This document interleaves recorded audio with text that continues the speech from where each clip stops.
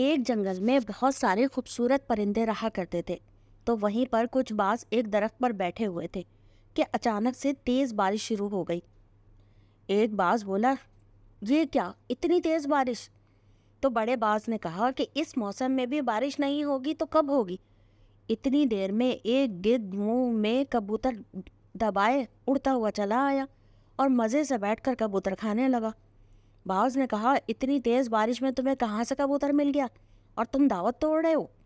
اس نے بولا، تم سب یہاں پر ایسے ہی کاہلوں کی طرح بیٹھے رہو، میں تو ایسے ہی جگہ سے آ رہا ہوں جہاں پر بہت سارے پرندے ہیں جنہیں میں اٹھا کر مار کر کھاؤں گا اور میری روز دعوت ہوتی رہے گی۔ یہ کہہ کر وہ دوبارہ اڑ کر چلا گیا۔ باز نے کہا، ہم سب تو یہاں کاہلوں کی طرح بیٹھے ہیں اور اس کو دیکھو، وہ کیسے مزے سے دعوت اڑا رہا ہے۔ چھوٹے باز نے کہا، ہم کو کاہل کہہ رہے ہو جبکہ خود سارا وقت بیٹھے رہتے ہو۔ بڑے باز کو بڑا غصہ آیا، پر چھوٹے باز نے کہا کہ میرا مطلب یہ ہے کہ ہمیں بھی کچھ کرنا چاہیے تاکہ ہم بھوکے نہ رہیں۔ اس نے کہا، ہاں تو ٹھیک ہے، ایسا کرتے ہیں کہ سارے مل کر چھوٹے پرندوں کو ان کے گھروں سے نکال کر بھگا دیتے ہیں اور ان کے گھروں پر قبضہ کر لیں گے۔ یہ سوچ کر انہوں نے باقی کے بڑے بازوں کو بلایا اور اپنے ساتھ لے کر چھوٹے پرندوں کے گھروں کی طرف چل پڑے۔ سب سے پہلے وہ مینو چڑیا کے گھر گئے اور کہا، مینو چڑیا چل، اب اس گھر سے تیرے دن پورے ہو گئے، اب یہاں سے نکل اور ہمارے لیے گھر خالی کر دے۔ مینو چڑیا نے کہا، کیونکہ وہ بہت بہادر تھی اور ذرا بھی نہیں ڈرتی تھی، خبردار جب میں میرے گھر کی طرف نظر بھی اٹھائی تو میں تم سب کا حشر کر دوں گی، اور ساتھ میں ایک ڈنڈا اٹھا کر لے آئی۔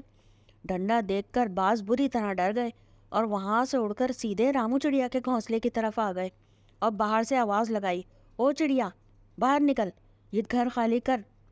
اندر سے بی فاختہ نے جب باہر کی طرف دیکھا تو وہ ڈر گئی، اتنے بڑے بڑے باز۔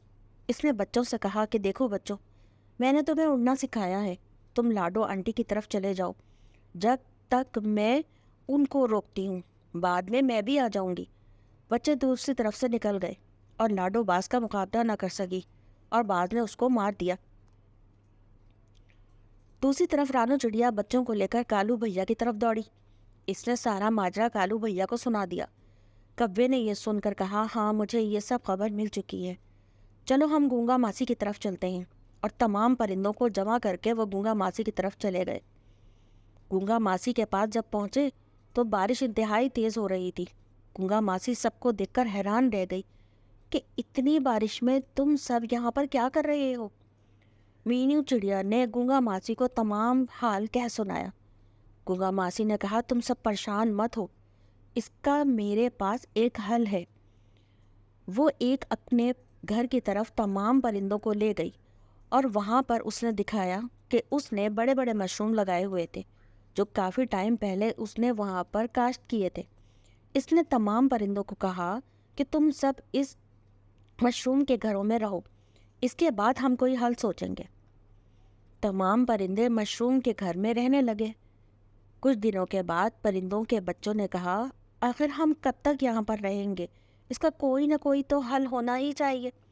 یہاں ہمیں اپنا گھر یاد آتا ہے۔ اتنی دیر میں کوا بھی ادھر آ گیا۔ مینو چڑیا نے کہا کہ کوے بھیا، ہم کب تک یہاں پر رہتے رہیں گے؟ کوے نے کہا، تم فکر مت کرو، میں آج ہی جنگل کی طرف جاؤں گا اور وہاں کی صورتحال دیکھ کر آؤں گا۔ کوا جب وہاں پر گیا تو اس نے دیکھا بازوں کا ایک گروہ ادھر بیٹھا باتیں کر رہا تھا۔ باز اس بات سے پریشان تھے کہ تمام پرندے تو اڑ کر چلے گئے ہیں، اب ہم کس کو مار کر کھائیں گے؟ چھوٹے گھر ویسے بھی ان کے لیے ناکافی تھے، وہ اس میں صحیح سے نہیں بیٹھ پا رہے تھے۔ جب کوے کو دیکھا تو باز نے پوچھا کہ تم کہاں چلے گئے تھے؟ کوے نے کہا، تمام پرندے جنگل سے باہر جا چکے ہیں۔ باز نے کہا، تو پھر ہم کیا یہاں پہ کریں؟ ہم ان کے گھروں میں رہ کر کیا کریں گے؟ ہم تو ابھی بھی بھوکے رہتے ہیں۔ اس طرح کوا اڑ کر واپس آ گیا اور تمام پرندوں کو ساری صورتحال بتا دی۔ باز جنگل چھوڑ کر جا چکے تھے اور تمام پرندے اپنے گھروں کو واپس آ گئے اور سب ہنسی خوشی رہنے لگے۔